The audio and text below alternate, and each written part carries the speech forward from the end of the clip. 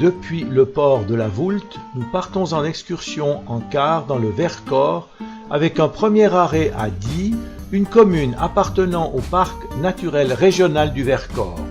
La dégustation de la clairette de Die aux caves Jaillance sera la raison de cette halte. Nous attaquons ensuite la montée du col de Rousset pour redescendre sur le petit village de Vassieux en Vercors, tristement célèbre par l'anéantissement de son maquis par les Allemands lors de la Deuxième Guerre mondiale. C'est l'occasion d'entendre le récit de ces faits dramatiques. La suite se fait au travers du col de la Chaux, la Chapelle-en-Vercors, Saint-Jean-de-Royan et retour au bateau à Tain-l'Hermitage. Du point de vue géologique, cette terre est issue des profondeurs des océans il y a 23 millions d'années. Actuellement, le massif est constitué de roches sédimentaires calcaires qui ont subi une forte érosion après leur émergence. Au carrefour des Alpes du Sud et du Nord, le Vercors est soumis à divers climats, méditerranéens, océaniques et d'altitude, ce qui participe largement à la grande diversité des milieux et des espèces. L'empreinte humaine a permis un remplacement partiel des forêts par l'agriculture dans un premier but d'élevage. La réalisation du parc naturel a contribué à l'instauration d'un tourisme doux, complément bienvenu pour cette population peu servie par l'industrie et en marge des grands axes. Voilà des vignobles qui serviront à la fabrication de la clairette, un vin effervescent typique de la région. L'appellation clairette de Die est reconnue depuis 1942. Le sol argilo-crayeux, les étés chauds et secs conviennent bien à ce cépage, de même qu'au muscat.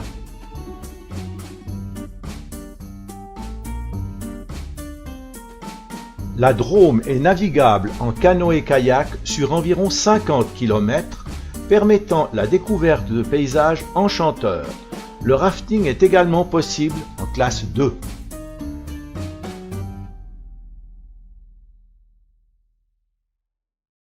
Mais nous voilà déjà à Die, chez Jaillance, pour une dégustation de vin, le crément et la clairette. Donc vous êtes ici à Die, au cœur de là aussi, donc clairette de Die. Donc pour cette dégustation, nous allons faire donc découvrir deux vins. Le premier donc c'est le crément. C'est un vin brut et sec qui fait donc 12 degrés d'alcool. Donc on peut le servir en apéritif seul ou avec une crème pour faire un kir, ou alors faire un plat en sauce, viande blanche, poisson, par exemple, ou en dessert. Donc c'est brut et sec. Et ensuite donc le deuxième vin que nous allons faire découvrir, donc c'est la clairette. Donc là c'est plutôt doux et fruité. Oui. Ça fait entre 7 à 8 degrés d'alcool. Ça se sert très bien donc en apéritif, mais de plus en plus en dessert. Monsieur nous donne la maxime de ce vin. Ce vin fait du bien à madame quand monsieur boit ce vin.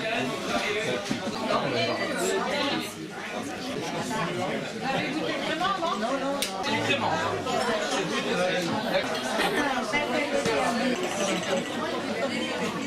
Donc là c'est doux et fruité.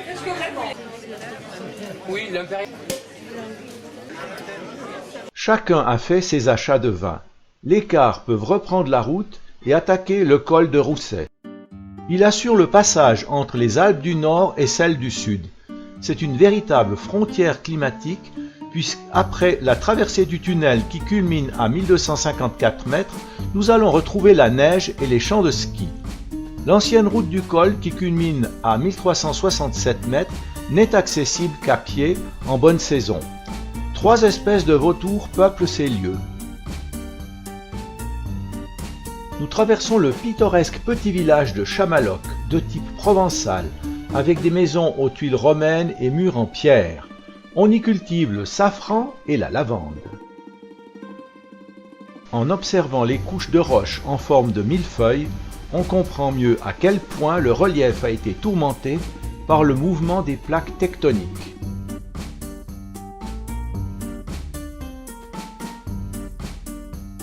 Le parc naturel régional du Vercors, il regroupe 206 208 hectares. Il y a moins de 40 000 habitants.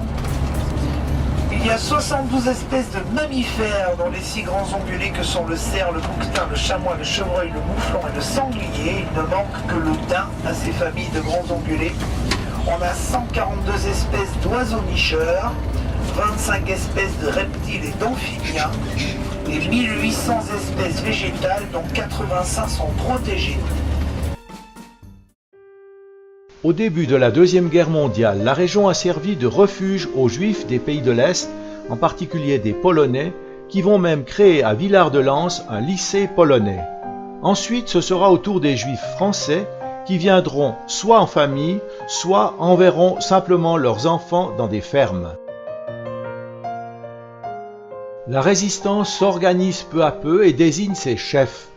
Dans la région, ce dernier était connu sous le pseudonyme de l'abbé Pierre, en réalité Henri Crouet, qui était ainsi protégé, lui et sa famille, par un certain anonymat. Il a formé le premier camp de résistance à Malval, près de Grenoble. Pour subsister, on a recours à la chasse, ce qui va décimer les animaux sauvages. Atteint de diphtérie, le commandant est ramené en plaine et échappera ainsi au massacre de juillet 1944, alors que les 50 résistants du camp seront tués ou mourront en déportation. Les maquisards de la région connaissent le terrain comme leur poche, y compris les 7 petites routes d'accès qui débouchent souvent dans le Vercors par des tunnels.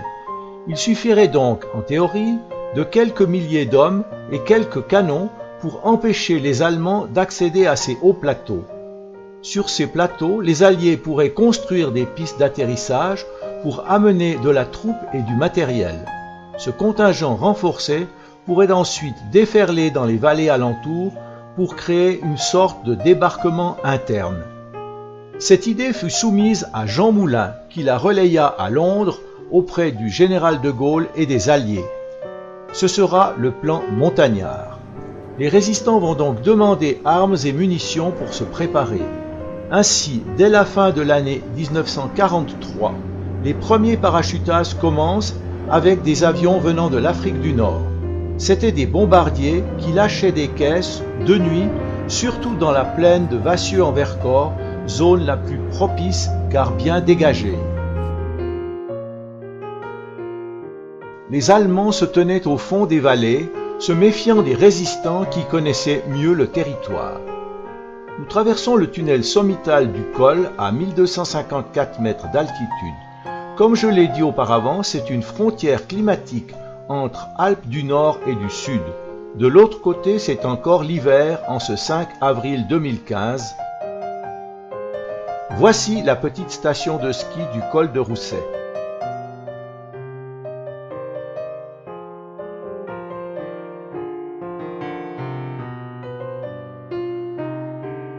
Depuis les 5 routes d'accès du nord-est et du nord-ouest, des convois allemands vont gagner la montagne avec des automitrailleuses et des canons de campagne.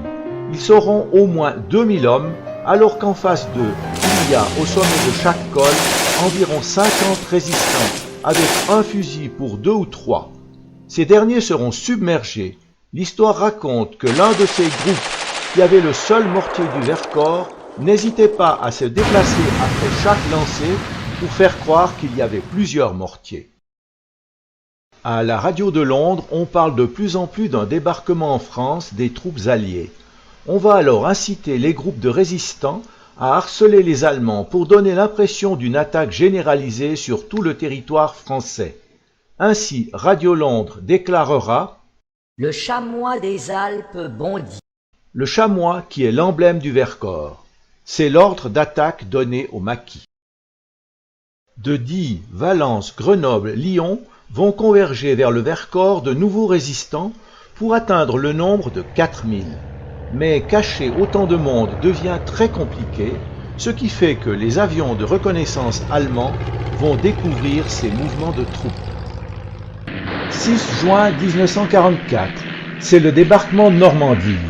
Un plein succès, ce qui va galvaniser les maquis français. Les résistants vont poser des panneaux sur toutes les routes qui accèdent au Vercors. Ici commence le pays de la liberté. Plus de 150 bombardiers alliés vont envoyer des centaines de containers en plein jour.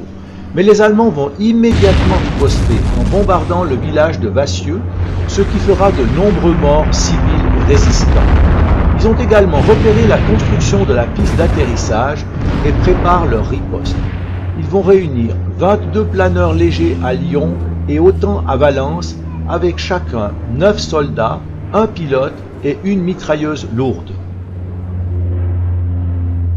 Dans la nuit du 20 au 21 juillet 1944, les premiers planeurs s'envolent de Lyon et voleront du sud au nord, soit le même sens de vol que les avions alliés, ce qui va tromper les habitants qui, croyant voir venir les Alliés, seront abattus en masse. Les habitations sont envahies et leurs propriétaires tués. Le 22 juillet, les avions qui devaient décoller de Valence sont empêchés par la météo. Les résistants se battent farouchement, mais finissent par être à court de munitions. Le 23 juillet, ces autres planeurs arrivent, mais accompagnés de canons, ce qui oblige les résistants à s'enfuir en direction du col de la Chaux et de sa forêt. Pendant ce temps, les Allemands vont détruire le village à 98% et tuer tout ce qui bouge. Ces Allemands vont rester jusqu'au 16 août à traquer les résistants, ne quittant les lieux que lors du débarquement de Provence dès le 15 août, pour éviter d'être piégés. Le 9 août, le convoi de la Croix-Rouge qui passe par le col de Rousset découvre que sur les 343 habitants du village, 73 sont morts ainsi que 91 résistants. Aujourd'hui, Vassieux est un petit village tranquille, avec son église, un petit commerce. Beaucoup de familles ont disparu. On trouve quelques souvenirs sur le terrain sous forme de carcasses de planeurs allemands, de containers vides et un petit musée qui relate ces dramatiques événements de la Deuxième Guerre mondiale. À distance, le cimetière.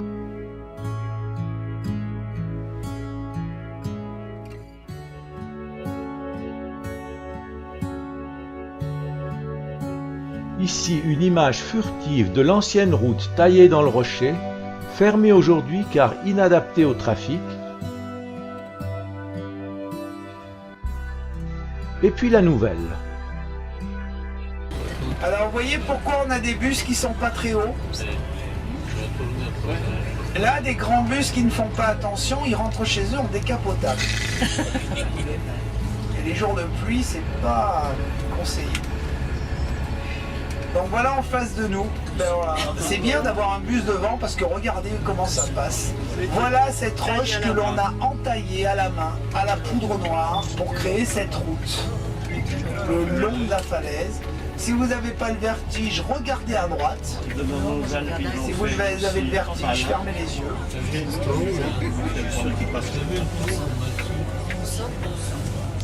Voyez le savoir-faire de nos chauffeurs. Là, comme j'ai des chauffeurs qui ne connaissent pas le coin, on met 10 minutes à faire les 500 mètres. Regardez, je vous garantis que ça passe à quelques petites dizaines de centimètres. Là, vous voyez, il pleut à l'intérieur des tunnels en fait, avec les infiltrations d'eau. Regardez à droite comme c'est. Mais c'est surtout là. Après ce tunnel, regardez à droite, préparez-vous à prendre la photo, ça va vite. Hein. Regardez à droite. Voilà, vous pouvez respirer, c'est terminé. Pont-en-Royans, au riche passé, fut connu au XIXe siècle comme l'une des 3 premières localités de France à être électrifiée, mais aussi pour sa route taillée dans le massif karstique dont nous venons de traverser une petite portion. Les maisons suspendues de la localité en font aussi sa renommée. Les plus anciennes datent du XIIIe siècle. Les avancées sur la façade, c'étaient les toilettes. On faisait ses besoins directement dans la rivière, comme dans les châteaux du Moyen Âge.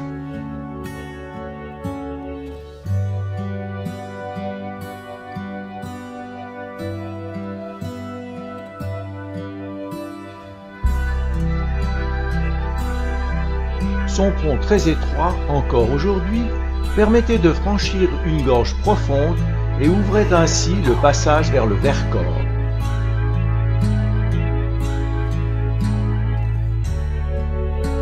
Sur notre droite, une rue très étroite, typique de celle du Moyen Âge.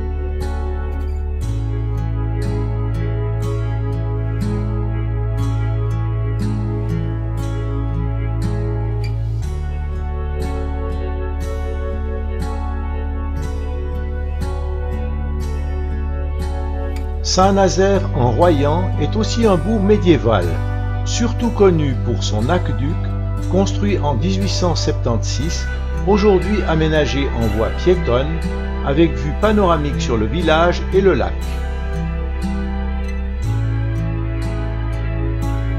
Notre bateau nous attend à Tain-l'Hermitage dans la Drôme, sur la rive gauche du Rhône, tandis que de l'autre côté, c'est Tournon-sur-Rhône en Ardèche. La région est essentiellement dévouée à la viticulture. Nous partons pour une dernière escale, Lyon.